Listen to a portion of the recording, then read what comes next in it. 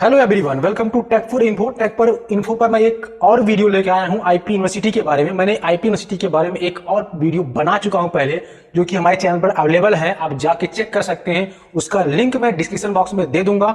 मेरा पूरा इस वीडियो में मकसद रहेगा कटाप बताऊं मैं आईपी यूनिवर्सिटी के सभी कॉलेज के बारे में, चाहे वो कॉलेज हो, यूएसआईटी हो, मेन कैंपस हो, या भारतीय विद्यापीठ हो, या LBSIM हो, BPIASS हो, CDAC नोएडा हो, या BBCIIT हो, जिम्स हो, विप्स हो, या GNIM हो। इन सभी कॉलेज के बारे में मैं डिस्कस करने वाला हूं, उनके कट ऑफ के बारे में। इस वीडियो में जो मेनली पॉइंट्स कवर किए जाएंगे वो है कि आप आईपी यूनिवर्सिटी क्यों चूज करें। क्या आईपी यूनिवर्सिटी में MCA में एडमिशन लेना एक सही डिसीजन होगा या नहीं होगा, उस चीज के बारे में भी मैं डिस्कस करने वाला हूं। नेक्स्ट पॉइंट ये होगा कि आईपी यूनिवर्सिटी में, HBTU में और MMM मदन मोहन मालवीय गोरखपुर में या किसी और अन्य कॉलेज में एडमिशन लेना बेटर पड़ेगा या नहीं। इन तीनों में से या किसी और कॉलेज में किसमें एडमिशन आपके लिए अच्छा पड़ेगा, इस चीज के बारे में डिस्कस मैं करने वाला हूं। तो वीडियो के एंड तक बने रहिएगा। ये सारा जो पॉइंट्स है मैं काफी डीप में कवर करने वाला हूं। तो चलिए वीडियो शुरू करते हैं।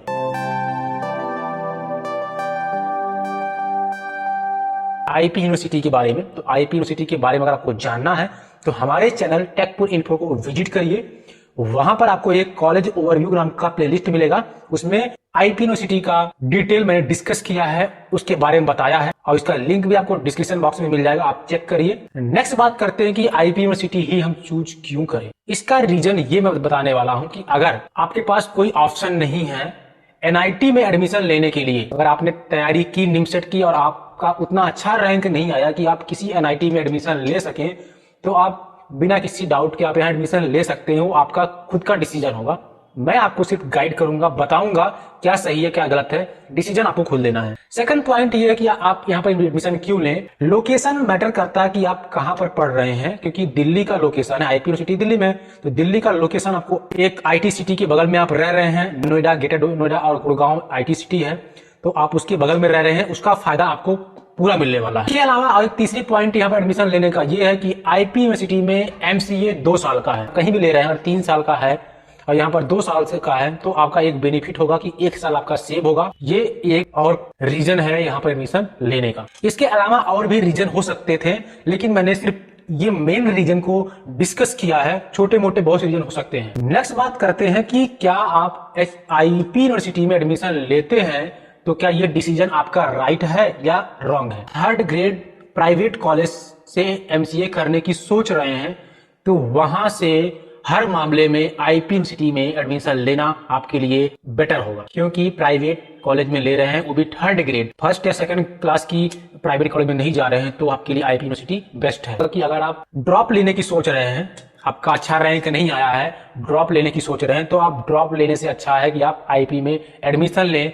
उसके लिए रीजन ये है कि अगर आप आईपी में एडमिशन लेते हैं 2 साल में, अगर आप अच्छा परफॉर्म करेंगे, जितना मेहनत तैयारी में करेंगे, उतना मेहनत अगर आपने लगा दिया है यहाँ पर MCA करने में और अपने एक स्किल को डेवलप करने में, तो आप 2 साल में अपने आप को काफी हाई लेवल पे पाएंगे। एक रीजन आप ये देख रहे होंगे, समझ रहे होंगे, आपके दिमाग में आ रहा होगा कि क्या मैं तैयारी कर लूं तो हमारी अच्छा नहीं होगा। तैयारी कर लेंगे, अच्छा होगा नहीं होगा इसकी कोई गारंटी नहीं है, लेकिन अगर आप स्किल पर आप काम कर रहे हैं कंटिन्यूसली, मेहनत के साथ, जितना मेहनत आप तैयारी में लगाएंगे उससे अधिक थोड़ा मेहनत आप कर लेंगे, तो 2 साल में आप अपने आप को एक अलग लेवल पे पाएंगे। रिक्वेस्ट रहेगा कि अगर आप ड्रॉप लेना चाहते हैं तो ड्रॉप ना लेकर के एडमिशन लें। तीसरा पॉइंट ये है कि अगर आप 1 साल का रिस्क ले रहे हैं, 1 साल, मान लो आपने ग्रेजुएशन कर लिया है, BCA कर लिया है, BSc कर लिया, BSc के बाद आपका अपेयरिंग में नहीं हुआ है, लास्ट ईयर में नहीं हुआ, आप 1 साल का रिस्क ले रहे हैं, मतलब वही ड्रॉप ले रहे हैं आप, तो उससे अच्छा है आप एडमिशन ले लें। रिस्क अगर लेने की आपके पास क्षमता है तो लीजिए, कोई आपको मैं मना नहीं कर रहा हूं, बट लेकिन मेरा सजेशन नहीं है इस चीज के लिए कि आप ड्रॉप करें। नेक्स्ट पॉइंट में जो सबसे इंपॉर्टेंट इसमें डिस्कस कर रहा हूं वो है कि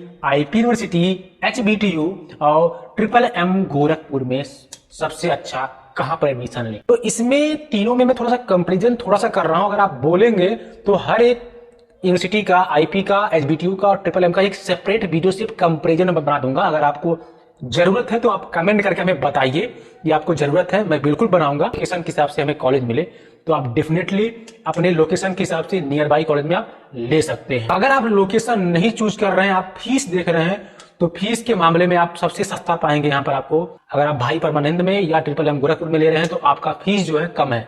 भाई परमानंद का जो फीस है 40,000 है और ट्रिपल एम गोरखपुर का 60,000 रुपए फीस है। तो इनका फीस कम है क्योंकि HBTU का भी और IP के और कॉलेज का फीस काफी हाई है। अगर फीस कंसिडर कर रहे हैं तो आप इन दो कॉलेज में से किसी में जा सकते हैं। बात करते हैं नेक्स्ट स्कॉलरशिप की।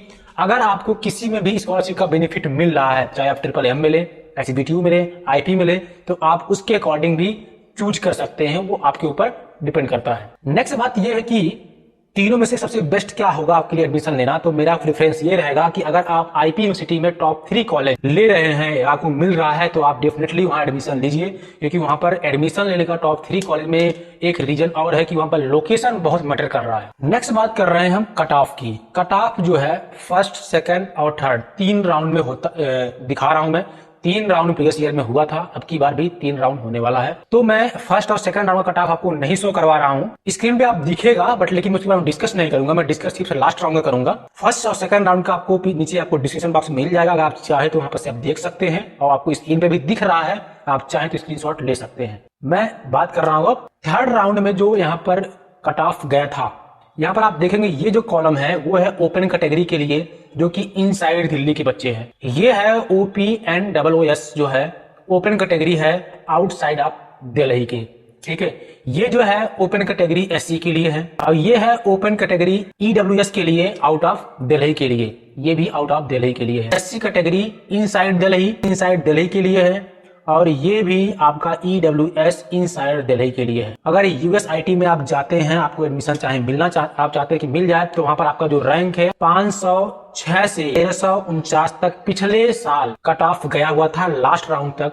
अगर आपका रैंक इसके बीच में है और आप दिल्ली से बिलोंग करते हैं, इनसाइड दिल्ली से हैं, तो आपके चांसेस पूरे हैं कि आपको एडमिशन मिल जाए।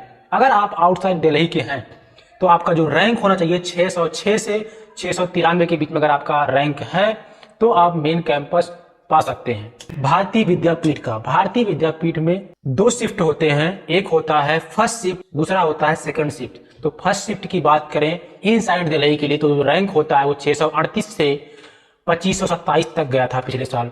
अगर हम आउटसाइड दिल्ली की बात करें तो 886 से लेकर के 1270 तक रैंक गया था प्रीवियस ईयर में। सेकंड शिफ्ट की बात करें तो इनसाइड दिल्ली का जो रैंक गया था भारतीय विद्यापीठ का वो है 2171 से स्टार्ट हुआ था और 5905 तक रैंक गया था सेकंड शिफ्ट का। ये है इनसाइड दिल्ली के लिए। आउटसाइड दिल्ली की बात करूं सेकंड शिफ्ट में तो 1306 रैंक से स्टार्ट हुआ था और 2673 रैंक तक गया था लास्ट राउंड तक। नेक्स्ट बात हम करते हैं कि बनारसी दास चंडीवाला, इसका जो रैंक गया था इनसाइड दिल्ली के लिए 1719 से स्टार्ट हुआ था और 5272 तक गया था। यहाँ पर आउटसाइड ऑफ दिल्ली की बात करें तो 1669 तक मिनिमम कट ऑफ था और मैक्सिमम कट ऑफ 6048 तक गया था। तो आपको मैं अभी इसके बाद इतना ही बताने वाला हूँ कॉलेज, वो सिर्फ मैं आपको मैक्सिमम कट ऑफ बताने वाला हूँ, मिनिमम नहीं बताऊंगा क्योंकि वीडियो काफी लंबा हो जाएगा तो दिक्कत होगी, इस वजह से इसको आप ध्यान दीजिएगा। मैं बात करने वाला हूँ सेकंड जो है भाई परमानंद का, तो वहां पर जो मैक्सिमम कट ऑफ गया था इनसाइड दिल्ली के लिए 5914 गया था और आउटसाइड दिल्ली का जो गया था 5989 गया था, ठीक है। इसके बाद मैं बात कर रहा हूँ CDAC नोएडा का। CDAC नोएडा का जो इनसाइड दिल्ली के बच्चों का गया था वो था 5738 और आउटसाइड दिल्ली का गया था 1778। CDAC का कट ऑफ बहुत कम जाता है। नेक्स्ट बात करता हूं जिम्स का, जगन इंस्टीट्यूट ऑफ मैनेजमेंट का, तो वहां पर जो maximum cut off inside Delhi का था वो 6088 था और आउटसाइड दिल्ली का जो गया था वो 5785 गया था। जिम्स के सेकंड शिफ्ट की बात तो वहां पर गया था 4521 तक इनसाइड दिल्ली का और आउटसाइड दिल्ली का 5243 रैंक गया था। नेक्स्ट बात करते हैं Lal Bahadur Shastri institute of management, जिसका मैक्सिमम कट ऑफ गया था इनसाइड दिल्ली का 5895 और आउटसाइड दिल्ली का गया था 5529। लास्ट कॉलेज की बात करें तो Vivekananda institute of professional study का जो कट ऑफ गया था इनसाइड दिल्ली का वो था 6032 और आउटसाइड ऑफ दिल्ली का बात करें तो 5876 रैंक तक का कट ऑफ गया था। अगर आपका कट ऑफ इसके बीच में है, आपका रैंक इसके बीच में है, तो आप यहाँ पर एडमिशन ले सकते हैं। यहाँ पर आपको और कैटेगरी का भी मिल जाएगा, आप इसको देख सकते हैं। अगर इसके बारे में कोई भी डाउट हो आप कमेंट करके पूछ सकते हैं। अगर आपको लगता है किसी और कॉलेज का या किसी और कॉलेज के बारे में कंपैरिजन करना है तो हमें आप कमेंट करके बताएं। मैं आपको जल्द से जल्द एक वीडियो फॉर्मेट में बना के आपको उसका डिटेल देने वाला हूं। चैनल पे बने रहने के लिए thank you and thank you for watching Techpur Info. Keep supporting Techpur info.